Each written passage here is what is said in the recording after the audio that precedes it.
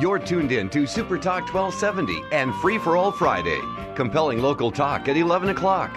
Free for All Friday features groups and organizations that are plugged into progress here in central North Dakota. Our rotating panel includes members of the Bismarck Downtowners, the Bismarck-Mandan Homebuilders Association, and representatives from Pride of Dakota. You're invited to call in and join the discussion.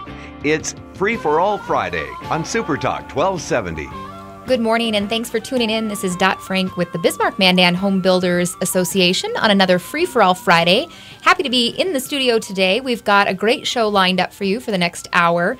Our guests include, who is in the studio with us right this moment, Bismarck City Commissioner Nancy Guy. We'll be talking to her about some of the housing concerns that the city of Bismarck alongside Mandan are investigating and coming up with some game plans surrounding, as well as her experiences working with Community Works North Dakota. Later on in the program, Brent Ekstrom and Lisa Pogachnik will be joining us as well from that organization to talk to us about what Community Works is all about, what they do, the projects that they're working on, and perhaps how they tie into this housing study. So again, thanks for tuning in. This is a Free-for-All Friday on Super Talk.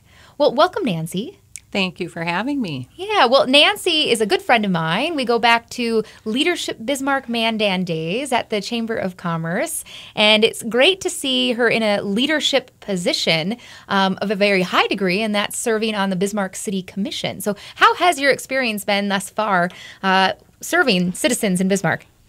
Well, actually, it's really been a great deal of fun, Dot. It's tons of work, and I knew that going in, but it's probably akin to having a part-time job on top of a very demanding full-time job. But the variety of issues that we're working on and the opportunity to do good things for the citizens of Bismarck every 2 weeks is pretty exciting.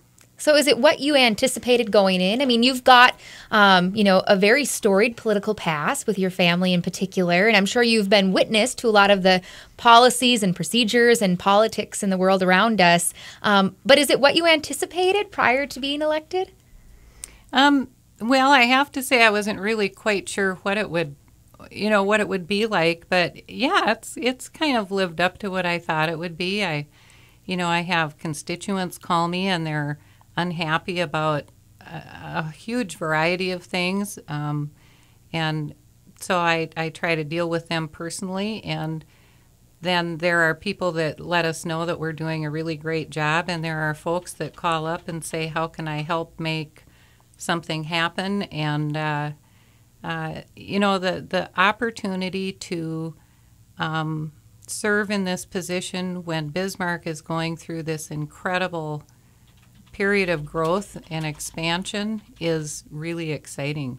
It is. Well, sometimes it's downright scary, but it's very exciting. So let's talk about that expansion. I think most listeners are probably aware of the growth that the communities have faced, particularly in the last 5 years or so. We've seen a tremendous increase in housing starts. Permit numbers have been exceptional. You drive around the community, you see basements dug, walls going up. You talk to people around you. Everybody seems to be buying, moving, and whatnot. And so with that in mind, the growth that we're experiencing, we've faced and I think recognized a real shortage of affordable housing in this community. And I know the conversation on affordability started several years back. In particular, the Chamber of Commerce took that challenge on to take a look at affordability and the lack thereof and ways that we could strategize to address affordability. And, that group met for a while and ran into some roadblocks because our issue with affordability is somewhat unique relative to other communities across the country where it's wages that might be impacting the affordability. Here, it's the cost of construction that is really impacting affordability. So tell us about how you got involved and how you will continue to be involved throughout this summer and next year in addressing, investigating, looking into housing needs and affordability. Well, actually, going back to my campaign, one of the issues that I brought up over and over and over again, what I viewed as the most pressing issue we had was this lack of affordable housing. And it really is kind of a vicious circle because we have all of these open jobs in Bismarck-Mandan. I think right now we have 4,500 open jobs, which is just mind-boggling. And so we want to get people here to fill those positions as fast as possible, but we don't have anywhere for them to live. Or they're turning down jobs because they can't afford to live here. I'm hearing that from many employers. People will accept a position and then they start looking at the housing market and they come back to the employer and say, I'm really sorry I can't do this because I can't afford to live here. So it is kind of a big vicious circle, and it's not something you can regulate yourself out of. You can't say you can't sell that house for that much or you can't charge that much rent. It really is a market situation, and going back to my college econ class, we just have to get the supply up in excess of demand so that the cost comes down some. So probably late last fall, Mayor Seminary asked me to head up this affordable housing initiative for the city. And I did a little research and actually went to some training seminars through the North Dakota League of Cities and Community Works North Dakota, where I work. And it seemed like the most logical way to approach this was to commission a housing needs assessment for both Bismarck and Mandan, so that we would understand the market in both communities. I think it's important for Bismarck to know what's up in Mandan and Mandan to know what's going on in Bismarck. And then to put together a team of stakeholders, a task force, if you will, and look at the results of that study and see what the city can do to facilitate more housing at the most reasonable rate possible, and what those stakeholders might be able to do working with each other to accomplish this. Now, one thing I think was really interesting in the commentary that you just shared is how you're working cooperatively with the city of Mandan and the importance of, each community knowing what the other is doing right now. How have those conversations gone, and how has that relationship developed when it comes to right now investigating the current needs between the two communities? Have you found that they've been receptive and responsive or excited to partner? Yeah, last year, Morton County actually did a housing needs assessment for the entire county, and they did kind of zero in on a few communities, and Mandan was one of them. But, as fast as you can come up with that information and those projections, we felt that them being a year old was, time to update that, and they were happy to participate in the study and help fund it. You're listening to Super Talk 1270's Free for All Friday with the Bismarck-Mandan Home Builders Association. Thanks for tuning in, and please stick with us. We're going to take a short break, but when we get back, more from Commissioner Guy. Right now, 70. Get the traffic and weather information you need anytime on Super Talk 1270 and online at supertalk1270.com. Welcome back. You're listening to Super Talk's 1270's Free for All Friday with the Bismarck-Mandan Home Builders Association. Thanks for sticking with us over the break. And if you're new to the program, welcome. We're talking this hour with City Commissioner Nancy Guy, really addressing the issue of affordability and availability of housing in the Bismarck-Mandan communities.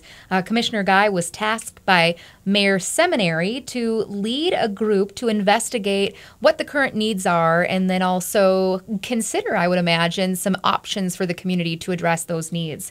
And so before the break, we ended talking about the partnership between the two communities. And Commissioner Guy had shared that it's important to work collaboratively just because of how interconnected Bismarck and Mandan truly are. And now I'd like to spend some time talking with you, Nancy, about how you're collecting this data.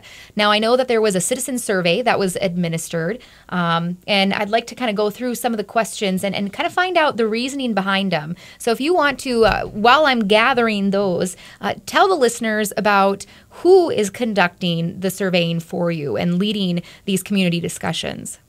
Sure. Our consulting company is Hannah Keelan and Associates out of Nebraska. And one of the reasons that we chose this company was that they have conducted, I believe, 13 or 15 of these studies around the state in different counties. They did a 4-county study in the southwest corner of the state in the Bowman area. They've done them in Williston. They've done them really in all 4 corners of the state. And they did Mandan's county study a year ago. So of all of the companies that answered our RFP, they really seemed like they had some good experience. One of the things I was really concerned about was that whoever we hired have a really good understanding of this very unique situation we have here in North Dakota with the oil boom, and understanding this sort of delicate balance that we have to have between permanent housing and temporary housing and rental housing. Most of the time when you tell someone who's not from North Dakota what's going on here, they say, oh, well, you can bring in a whole bunch of manufactured homes or trailers or whatever. And, that's really not what communities want to see in terms of orderly development and having their community grow in a permanent fashion. They want people to come and put down roots and become part of the community. So that's really why we chose Hannah Keelan. Excellent. So Hannah Keelan has begun administering some of these surveys, and I'm just going to go through some of the questions because it's quite comprehensive, and I think it's going to be pretty interesting to see once the results are released. When it comes to the survey, obviously they ask the basic demographic information, regarding the respondent, your age, your income levels, your familial status, but then they get into having them rank the level of needs for different housing types. And, working for the Home Builders Association, I would like to say that I'm somewhat familiar with the varieties of housing that's available, but this survey really reminded me of how many options exist, and it makes you consider where maybe the Bismarck-Mandan community is falling short in the diversity of housing made available. So obviously it talked about housing for income levels, so lower, middle, upper, and single parent homes, housing for existing and new employees. It goes into student housing, single family rental, manufactured, mobile, condominiums, duplexes, apartment complexes. Then it talks about rehabilitation housing, housing for first-time home buyers, rent-to-own scenarios, the various bedrooms sizes in apartments, independent living, group homes. We get into downtown housing, which has gained some popularity lately, retirement, assisted living, emergency, transitional, and housing for people with chronic illnesses. That's a lot of different varieties of housing. And when you're anticipating what the survey results are going to show, are you guessing kind of where those needs are going to crop up? Actually, we have some preliminary results. Excellent. The sort of the second step in this, I hope I don't get ahead of you, is having stakeholder interviews. And we did those last week, both in Bismarck and in Mandan. And Hannah Keelan hasn't really crunched all these numbers and done the demographic separation that they wanted to yet, but they were able to give us kind of a high-level overview of some of these results. So, for example, the highest level of interest for, let's say, housing type in Bismarck-Mandan was, the highest level of interest was for housing for lower income families and middle income families and single parent families and single family housing. So those 4 categories were the ones that people seemed to be the most concerned about. And I think, something we should talk about right up front too is that when I talk about affordable housing, I think people automatically think I'm talking about low-income housing, and I'm really just talking about housing for the average person. And so I sometimes refer to it as attainable housing, just to kind of get past that point. So we certainly, want to have enough housing for every category of buyer or renter that needs the housing, but really we're just kind of talking about your average person walking down the street.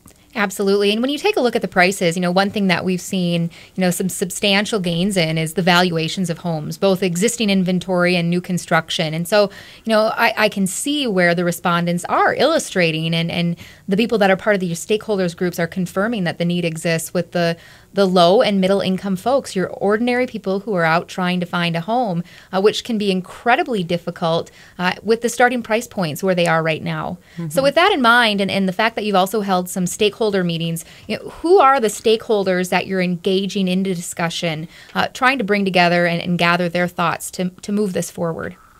I should have brought the list with me because I'm sure I'll forget somebody here, but we've invited the Bismarck-Mandan Homebuilders Association, the Bismarck-Mandan Apartment Association. We invited our legislators. We have for-profit developers and nonprofit housing developers. We've got mortgage bankers. Oh man, I'm kind of drawing a blank here. Representatives from the North Dakota Homeless Coalition. All of the people that you could think of that are kind of connected to housing in our area. The North Dakota Housing Finance Agency and our local low-income housing group. Why can't I think of that name? The housing authorities, there maybe? You go. Yeah. There you go. Both the housing authorities. And the Realtors Association. All of the people that sort of have an iron in the fire and might be able to sit down and, toss out some creative ideas to help us solve the situation.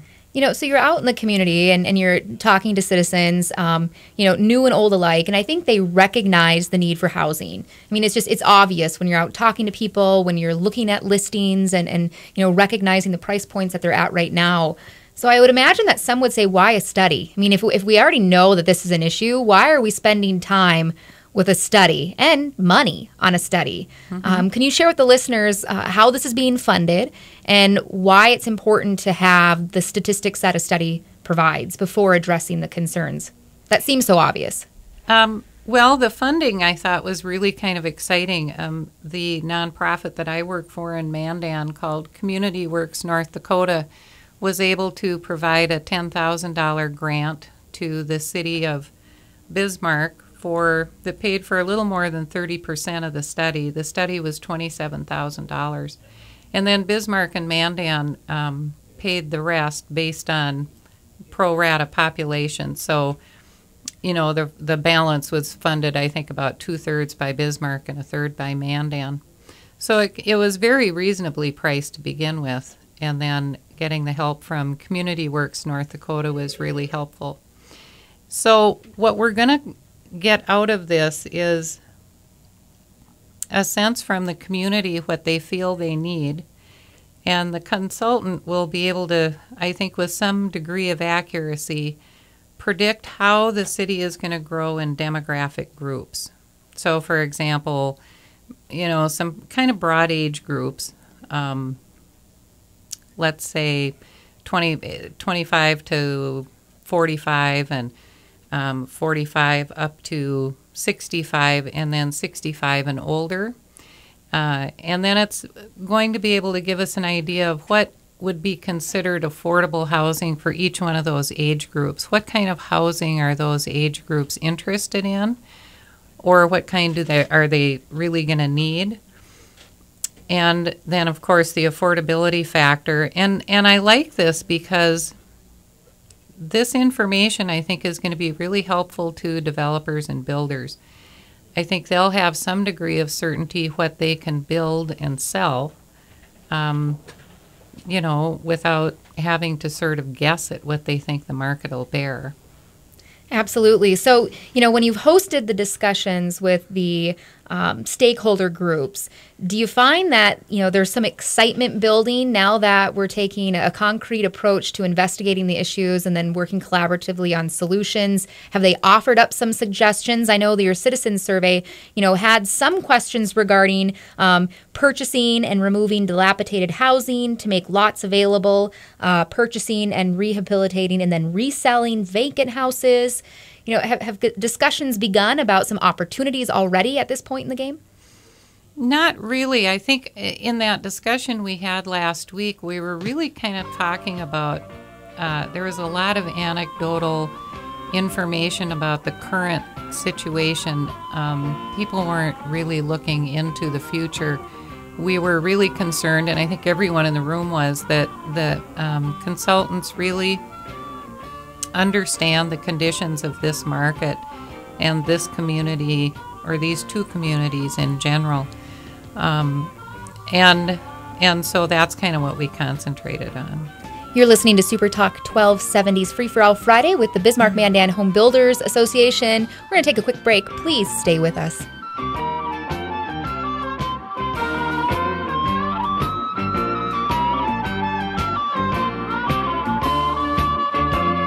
Right now, 70.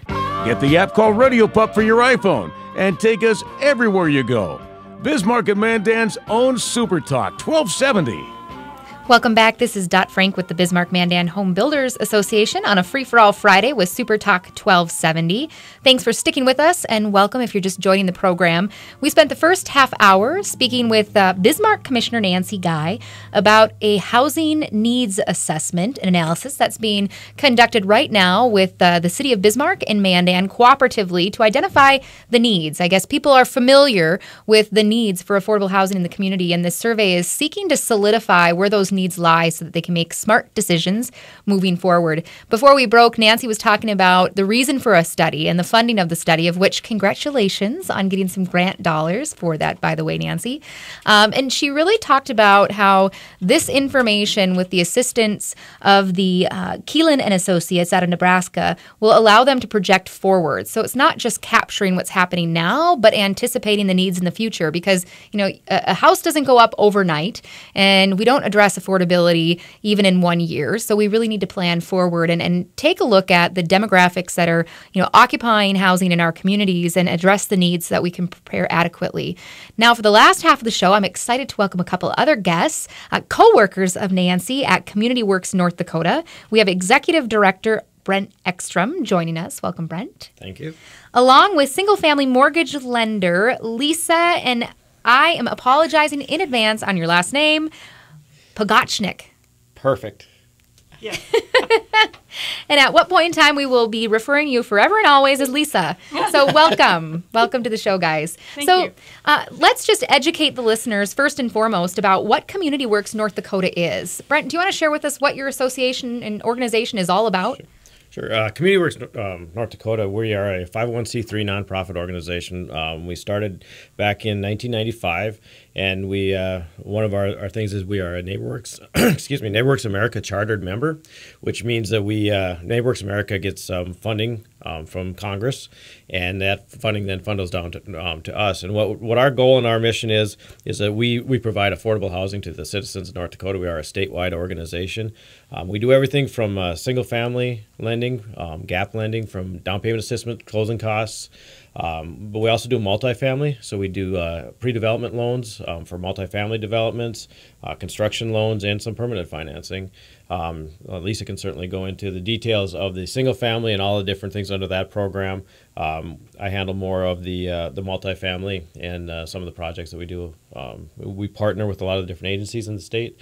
We work with the North Dakota Housing Finance Agency with the HIF program, work with the Department of Commerce with some of their programs, and we also handle a CDBG program for the city of Bismarck. So what initiated your organization starting up in the community back in 1995? How did you begin, or what prompted the organization? Well, it was actually started by the regional council. The Lewis Clark Regional Development Council has been around since 1969, but in 1993 we got our first revolving loan fund, and we started doing small business lending.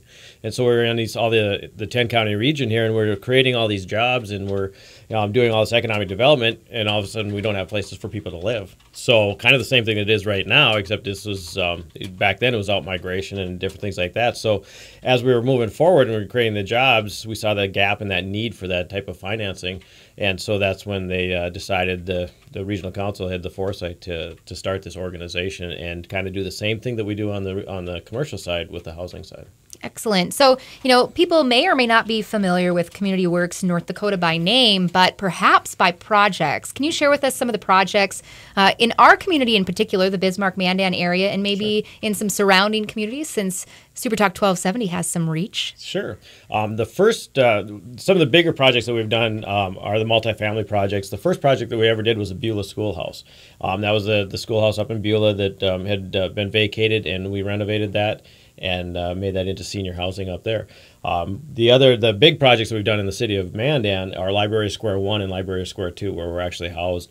Both of those projects were done. Those are low-income tax credit projects, and they are senior housing, and they are senior low-income housing. So it also houses our offices there. So those are a couple of the big projects. Some of the more recent ones that we're working on, I think it was out that Sierra Court got a HIF funding. We actually are doing some pre-development financing for them to get that project up and going. So there's been a number of projects. We've done many single-family homes, helping lending those, of course, because of confidentiality. We can't tell you which ones they are, but we have done a number of those projects in the city as well. So let's talk about single-family homes. I know Commissioner Guy had talked previously about the preliminary results from the survey indicating that the respondents are identifying a strong need for housing for low and moderate income people, as well as single parents. And I would imagine that the preference for those types is single-family homes. So Lisa, as the single-family mortgage lender for Community Works North Dakota, how are you helping make homeownership a possibility for people in the state? Most of the time it's through down payment and closing cost assistance. We'll have a partner bank or credit union give me a call and say, we're willing to do the majority of the mortgage as a first mortgage, and they maybe need 5 or 10 or even 15% for the down payment, and we'll come in with the down payment. Or they're just a little bit short for the closing costs, and we'll come in with a second mortgage for the closing costs. And I would imagine that's something that you're seeing an increased need for, particularly because of the increased prices. The standard 5-10%, doesn't sound like much until the homes go from $100,000 to $150,000 to $190,000. So is that kind of the scenario that's playing out right now with those two programs? Definitely. I'm seeing a large increase with the down payment assistance because of the increase in price of homes in the area. So people that are out listening who are interested in becoming homeowners, but they already recognize maybe at this point that they don't have the funds available to post for their down payment or pitch in at closing. How do they find out about you and the programs that you provide at Community Works? Well, we have a website, but mostly it's through their lender. And so, my major focus for getting our name out there is to visit with the lenders in the area from the banks and the credit unions to let them know we're here to help, because that's their first track, or their first what's the word I'm looking for? Call maybe option. Or yeah option. Yeah, option is to talk to their local bank or banker or credit union loan officer to see where their options are, and if looks like there's something where we could come in with a second mortgage to help them out, then usually I get a call directly from that banker or lender. Sometimes I have a few of them come in and talk to me first, and then they'll go to their local bank or credit union and let them know, hey, I know that there's this program with Community Works North Dakota, and I'd like to try to use it for the down payment part for a home, and then we'll get together and see what we can come up with. So purchasing a home can be overwhelming, particularly when it's your first home. There's a lot of things to consider, from, making the offer to having it accepted, to the inspection and appraisal and insurance and financing. And you talk about the traditional route with mortgages, but you might come up short, and so you reach out and utilize the programs that Community Works offers. But on top of that, you have agencies like the North Dakota Housing Finance Agency who also have their own, roster of programs. How do people begin to navigate the options? The thing that's really exciting is that in North Dakota, we really have a commitment to get people into homes.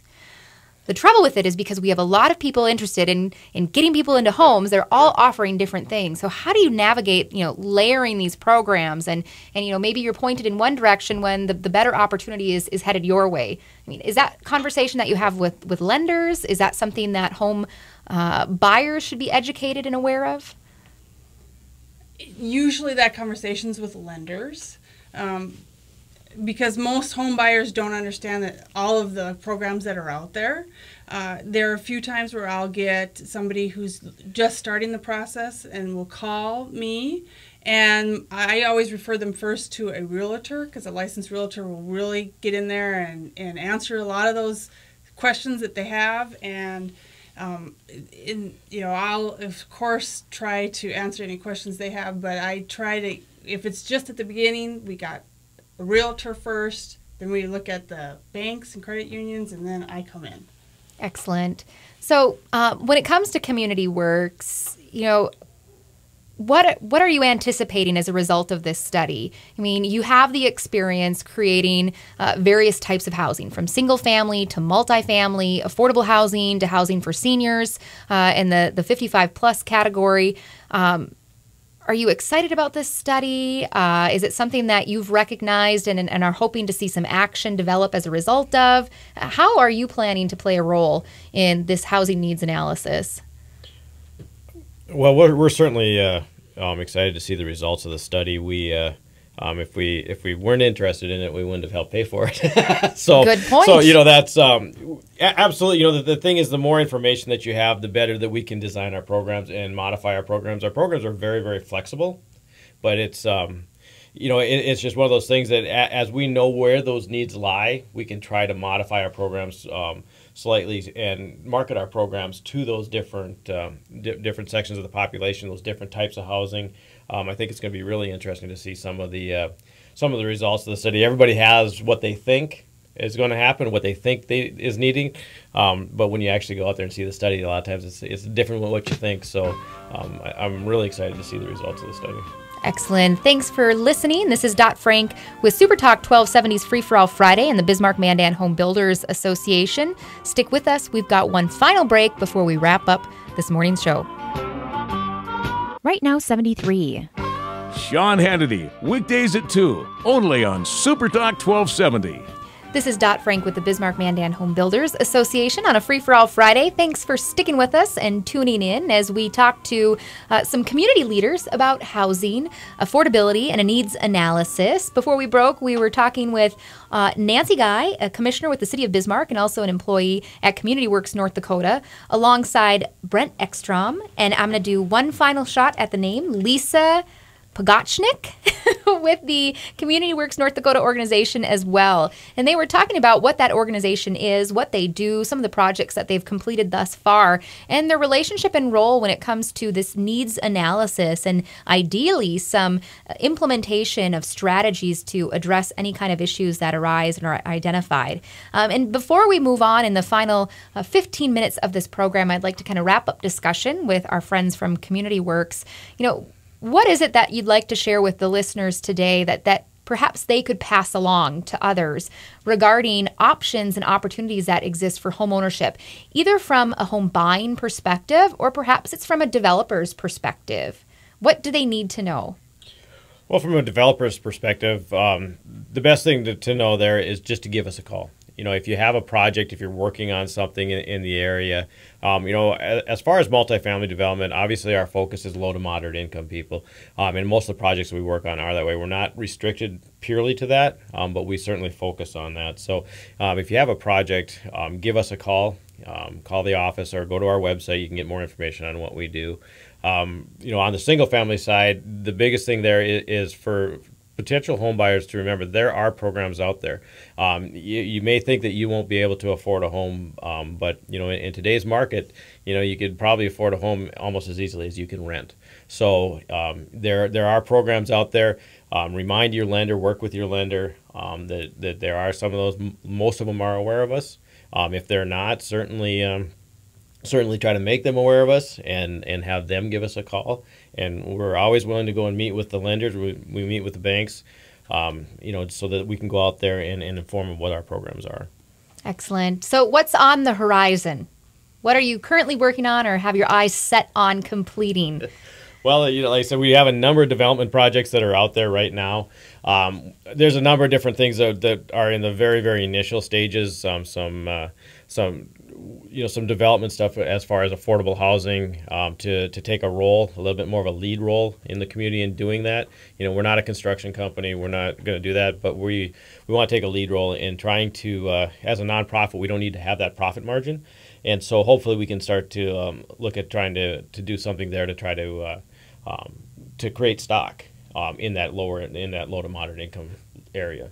So are you alluding to anything that could be happening shortly in the Bismarck-Mandan communities? There's some stuff that we are looking at doing in the region. There's some projects that I'm working on that working with USDA, working with a number of different agencies to try to put some projects forward. Excellent. And then just a final word from Lisa. Lisa, we heard from Brent that when it comes to the single family home buyer, that they need to recognize that there are options. While they might not think they could afford a home of their own, they might be surprised otherwise when they talk to their lender and exercise some of the options, particularly the services that Community Works provides.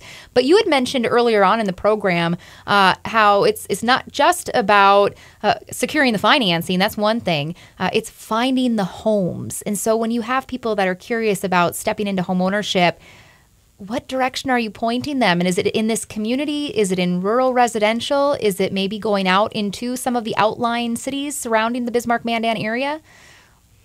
Well, I get calls from all over the state, and so it really would depend on whoever was calling and where they were calling from. But if they're looking in the Bismarck-Mandan area, I let them know that maybe Lincoln might be someplace that'll be a little bit cheaper for them, or just to explore all the options. If they have to drive maybe 20 minutes, that wouldn't be so terrible if they could get that home ownership in there. Excellent. So there are options all around, options for locating that first home and as well as financing. Well, thank you, Lisa and Brent, for joining us this morning. And if you need additional information about Community Works North Dakota, Brent, your website is www.communityworks.nd.org. Excellent. Thank you. Now we're going to wrap up the show with continued discussion with Commissioner Nancy Guy from the City of Bismarck. I can't let you leave without asking some additional questions about what's happening within the City of Bismarck. So let's take a look first at perhaps your portfolios. And I have a nice roster of the areas of your responsibility, and the list isn't short. Public health falls under your belt, forestry, public works, solid waste, streetlights, roads and streets, fleet, facility maintenance, and the library. How about we pick a few and provide some highlights as far as things that are happening when it comes to those particular portfolios? Well, actually, public health has a really exciting project on their horizon. One of the requirements of the Affordable Care Act is that nonprofit hospitals and medical organizations in a community must conduct a community health survey every 3 years. And so this year the Public Health Department has partnered with CHI St. Alexis and Sanford Health to do a comprehensive community health survey. And they have hired the folks at NDSU's research department to handle that survey. And I'm really interested to see the results of that. It'll be the first time that our community has a snapshot of what people feel we need, and then, what we've got and what we think we might need in the future. It's a lot like the housing study, except it's directed at healthcare needs. So I'm pretty excited about that. Maybe that's just because I'm kind of nerdy. Then the forestry department has another exciting opportunity as well. We applied for and received a grant from USDA Rural Development for a community orchard. And we have partnered, the Forestry Department partnered with the NDSU Extension Service, Go Bismarck-Mandan, and the Master Gardeners in Bismarck-Mandan. And so the orchard will be located in several places in town so that it's very accessible to people. We are planting this year 350 trees, shrubs, and fruit-bearing plants. And one location will be by the community gardens out by the NDSU Extension Service, and they'll be using those plants for educational purposes. And one will be located at the Ruth Myers home, and they're going to use that in conjunction with NDSU for educating their residents and the surrounding neighborhoods on preserving and growing your own food. And then the third one is located in New Generations Park. And whatever is left over from the harvest will go to local food banks. So it'll be a few years before those trees start bearing fruit, but the plants and the shrubs will start bearing right away. So that'll be really exciting to watch how those programs unfold. And I'm looking at the list. The roads and streets crews are obviously out doing pothole filling. I hear almost every week from folks reporting potholes, and I call our Director of Public Works Services and let him know where I find them. So that's an ongoing project. And our fleet maintenance, I should let everybody know, we are terribly short of mechanics to work in fleet maintenance. Of course, there's high demand for them in the oil field. And the city tries to pay competitively, but they can't really match that salary. And one of the challenges we have is that companies like RDO and Caterpillar go into the high schools and pick out seniors that are interested and say, we'll pay for your training if you come and work for us for whatever number of years. And we just can't compete with that. So we are struggling to locate and keep mechanics that can work on things anywhere from a golf cart to a road grader. So if you're a mechanic and you want a good steady job with great benefits, check out the city of Bismarck. And that's about all I can think of for right now. Well, it's keeping you busy, definitely. Mm-hmm. And, obviously one thing that the public can keep a close eye on, and you mentioned this, is roads and streets. I mean, those are pretty obvious to see the working operations of your city at hand when the road crews are out filling potholes and placing that tar on the streets. As a city commissioner, have you been exposed to really what makes a community tick more so than you did prior to engaging that position? I mean, you see the way that a city works, and you utilize the products and services that it provides. When you turn on the faucet, you've got water that comes out. When you flush the toilet, it goes down and away. But there's a lot more to a community's operations than meets the eye. Is that something that has surprised you? I am delighted almost daily by my exposure to our city government and the people that deploy our services. We have some really fabulous people working for us, and they've been working for us for quite a long time. The city's done a good job of developing staff through internal leadership programs, and the city wants to hear they're doing a really good job, but they're also very open to hearing how they might be able to do it better. So it's just a constant process improvement operation. And again, I just couldn't be more pleased with the folks that work in all of the areas that are in my portfolio. Well, I certainly appreciate your time this morning, joining us on Super Talk 1270's Free for All Friday. And to the listeners, for tuning in to hear everything that we have going on and in the works when it comes to housing. Hopefully you're walking away a little bit more confident about your ability to get into home ownership. Utilize those products and services that were referenced by Community Works North Dakota. Share that information with your friends, families, and make sure you're asking your lenders about it as well. Nancy, thanks for joining us for the entire hour. Any final words before we say goodbye and Jim rocks us out on the bed? Go ahead, Brent. Like I said, give us a call. If you have any questions on housing, you have any questions on development, give us a call. Well, I hear the music playing underneath, and that's Jim's cue to wrap up this program again on behalf of the Bismarck-Mandan Home Builders Association. This has been a Free for All Friday on Super Talk 1270.